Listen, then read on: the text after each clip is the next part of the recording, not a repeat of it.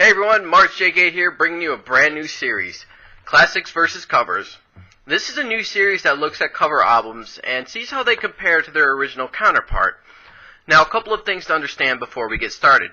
First, this is not a contest of who has the better song. That doesn't make sense. If it was, Classics would win by default. You can't have a cover song and a classic song and claim that they're two completely different songs. It just doesn't make sense. Second, this is not a contest of who has the better version of a song. In this day and age, it is very rare for a cover song to surpass its original. This is going to be judged on what the covering artist did to the song to make it feel more like their own. Did they add things to it that made it feel natural to them, or did it feel forced? So, without delay, let's get started. Today we have Punk Goes 90's Vol.2 versus Classics. Begin. We start off covers versus classics with My Own Worst Enemy, originally by Lit, covered by Get Scared. The album starts off on not its best note. Get Scared's version of Lit's popular My Own Worst Enemy isn't the greatest. It takes a slightly more heavier approach with more emphasis on vocals and drums, but that's about it. A couple of the vocals are fun, but for the most part I felt like I was just listening to a younger version of Lit, who decided to rock out just a little harder at the time. Point to classics. Interstate Love Song by Stone Temple Pilots, covered by Memphis May Fire. I'm not gonna lie, I don't enjoy listening to Stone Temple Pilots' version of Interstate Love Song. The slow lyrics and the fast-paced beat just seem to contradict each other throughout the song. The same can pretty much be said about Memphis May Fire's cover of it. That being said, I did enjoy Memphis May Fire adding their own little flair to it. Whereas it might not have made the song feel like one of their own, it definitely made for a decent cover. Point to covers. Closer, originally by 9's, covered by Asking Alexandria. This one was hard. Asking Alexandria actually did a damn good job of capturing that dark, creepy feeling that the original gave off. Plus, it actually felt like an Asking Alexandria song. This one just felt natural. The whole Asking Alexandria vibe with its lyrics and the unclean vocals just flowing into the song rather than being forced in. 9's and Asking Alexandria both have great takes in the song, but the cover version just felt like it belonged. Point to cover. Everlong, originally by Foo Fighters, covered by The Color Moral.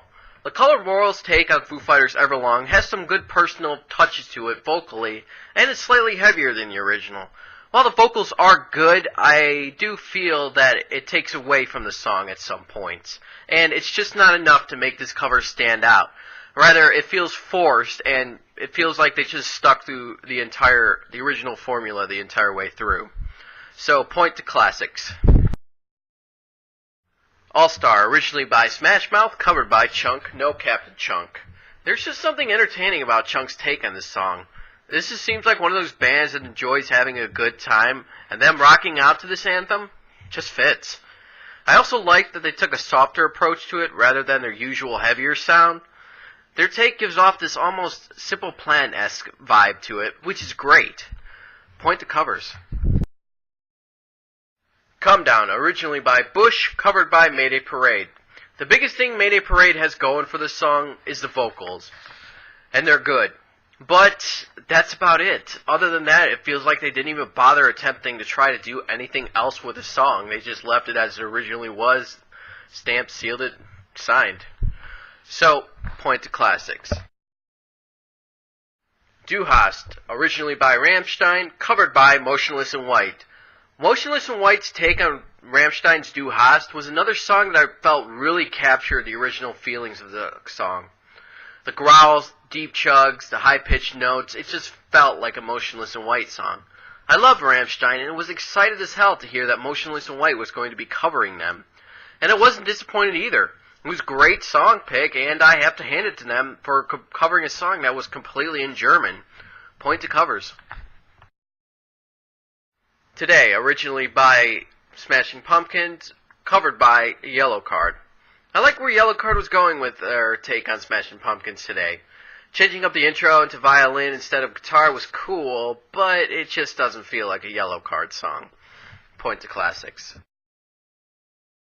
Torn, originally by Natalie Imbruglia, covered by Hands Like Houses.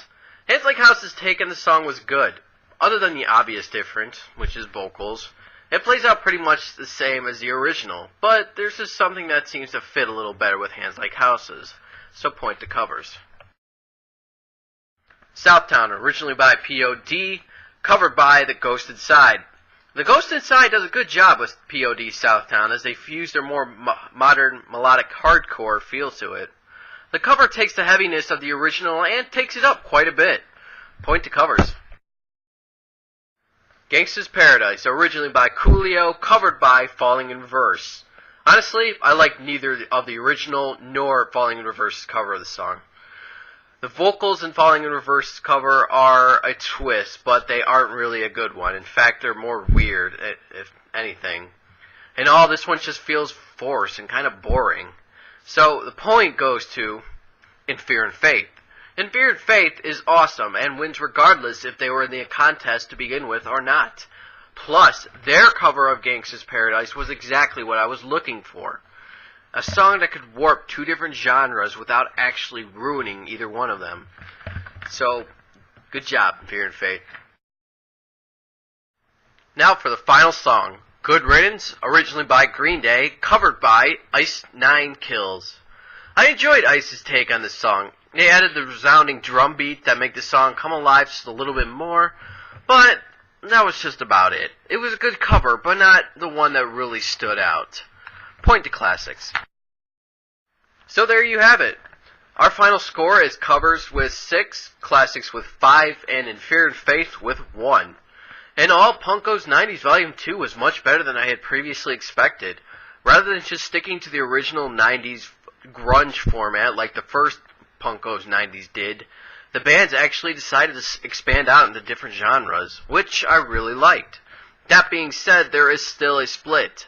Some of the songs are just boring and don't really have much going for them, other than the name of the band who's covering them and the original artist.